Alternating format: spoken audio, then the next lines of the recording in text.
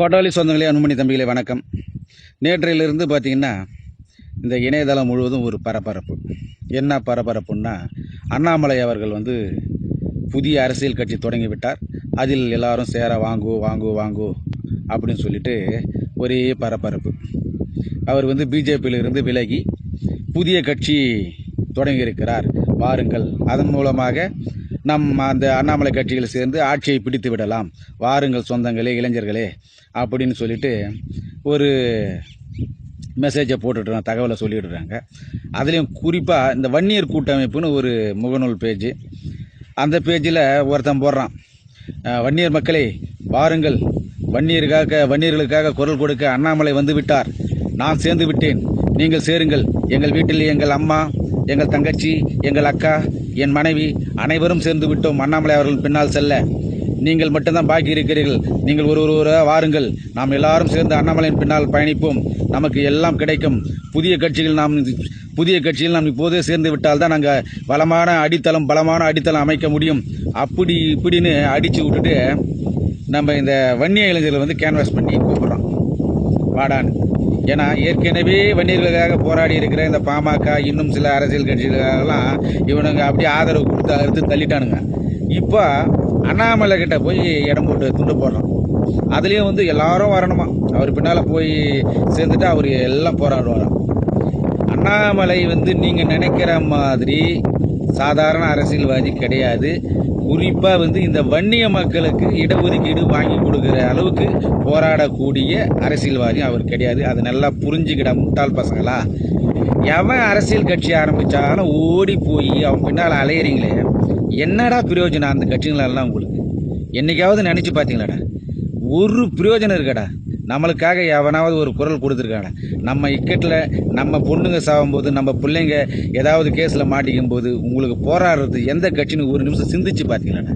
ஏண்டா நீங்கள் அண்ணாமலைக்கு துண்டு போட்டு இடம் போட்டு கூப்பிட்றீங்க வா வா வான்னு. அண்ணாமலை நரேந்திர மோடி பிஜேபி என்னும் அந்த பூவோடு சேர்ந்தால் தான் இந்த அண்ணாமலைங்கிற நாறு மணக்கம், புரியுதா? தனிப்பட்ட அண்ணாமலையால் கண்டிப்பாக எதையுமே பண்ண முடியாது. அதாவது அண்ணாமலை இவ்வளவு நாள் ஏன் மக்கள் நிறைய பேர் விமர்சனம் பண்ணலை அப்படின்னா, அவர் இருந்த இடம் பிஜேபிக்காகவும் மோடிக்காகவும் அவர் மீது கொஞ்சம் விமர்சனத்தை அடக்கி வாசித்தாங்க. இனிமேல் பாருங்கள் அண்ணாமலை கதை எப்படி காற்றுல பறக்க போகுதுன்றதை மட்டும் பாருங்கள். அதுக்காக நான் அவர் டேலண்ட் இல்லாதவர் அப்படின்லாம் நான் சொல்லலை. இருக்குது, அவருடைய டேலண்ட்டுக்கு தமிழ்நாடு அரசியலில் கண்டிப்பாக ஜெயிக்க முடியாது. ஷார்ட் அண்ட் டெம்பர்னு சொல்கிறாங்க, அந்த மாதிரி எல்லாம் இருந்தால் தமிழ்நாடு அரசியலில் கண்டிப்பாக ஜெயிக்க முடியாது. கொஞ்சமாவது நெளிவுத்தன்மை, வளைவு சுழிவு தெரிஞ்சவராக இருக்கணும். அவர் மீடியா முன்னாடி ஒன்றா பேசலாமே கண்டி, கல அரசியலில் உண்மையாகவே அண்ணாமலை தகுதியற்றவர் அப்படின்னு நான் சொல்லுவேன். ஏன்னா ஒரு தேசிய கட்சியில் சேர்ந்து எப்படி பயணிக்கணும் அப்படின்றது அவர் அண்ணாமலைக்கு சுத்தமாகவே தெரியும். அதுக்கு ஆதாரம் என்னென்னா, இந்த சட்டசபை எலெக்ஷனில் நான் போட்டியிட மாட்டேன், கடைசி அதாவது வாழ்வா சாவா போராட்டம், தான் இருக்கிற ஒரு இயக்கத்தில் வாழ்வா சாவா போராட்டம், அந்த நேரத்தில் எனக்கு சீட்டு வேணாம், எங்கள் அப்பாவுக்கு உடல்நிலை சரியில்லை, அதனால் நான் அரசியலில் விலகிக்கிறேன், நான் போட்டி போட போகிறதில்ல, இதெல்லாம் ஒரு காரணமா? ஒரு வலிமையான தலைவனாக இருந்தால் நீ நின்று ஜெயிச்சிருக்கணும்யா. ஜெயிச்சு இப்போ பதவிக்காக ஓடுறான ராஜினாமா பண்ணிவிட்டு, அந்த மாதிரி உன்னுடைய தன்மானத்துக்காக ராஜினாமா பண்ணிவிட்டு, நான் ஜெயித்தேன் ஆனால் எனக்கு தேவையான மரியாதை இல்லை அப்படின்னு சொல்லிட்டு ராஜினாமா பண்ணிவிட்டு நீ இந்த வேலையை செஞ்சதுன்னா உண்மையான அரசியல்வாதி. உங்களால் கள அரசியலை செய்ய முடியாது. உண்மையாகவே மக்களே, அண்ணாமலையால் கள அரசியல் செய்யவே முடியாது, சரிதானா? மீடியா அரசியல் தான் அவரால் பண்ண முடியுமா கண்டி, கள அரசியல் பண்ண முடியாது. அதுவும் இல்லாமல் ஒரு சமூகத்துக்குன்னு வரும்போது எந்த சமூகத்துக்குமே ஆதரவாக அவர் குரல் கொடுக்கவே மாட்டார். அதாவது ஒரு சமூகத்தோட என்ன சொல்கிறது, தேவையில்லாத கருத்துக்கள்லாம் ஆதரிக்க மாட்டார், தேவையுள்ள கருத்துக்கே அவர் ஆதரிக்க மாட்டார். இதுக்கு ஒரு எடுத்துக்காட்டு நான் சொல்கிறேன். பெருந்துறையில் ஒரு சிப்காட் எடப்பாடி ஆட்சியில் அமைக்க போகிறேன்னு எஸ்டிமேட் போடுறாங்க. அதுக்கு கடுமையான போராட்டங்களை நடத்தி இவருடைய இன்ஃப்ளூயன்ஸை யூஸ் பண்ணி அந்த இடத்த சிப்காட்டே வர முடியாத தடுத்துட்டாங்க.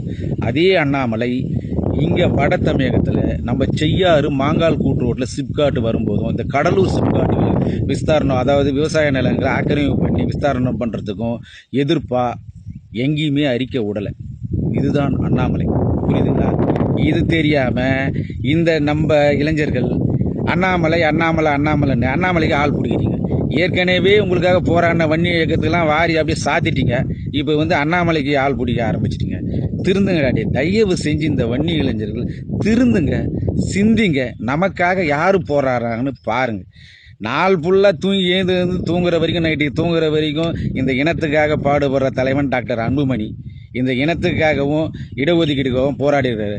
அவர் பின்னால் வர்றதுக்கு வந்து போராடுறதுக்கு உங்களால் முடியல. அண்ணாமலை கூட போய் போராடுறதுக்கும் அரசியல் கட்சி ஆரம்பிக்கிறதுக்கும் நீங்கள் வந்து துணை போகணுன்னு சொல்லிட்டு ஆளை சேர்க்குறீங்க. என்னடா சமுதாயம் இந்த சமுதாயம்?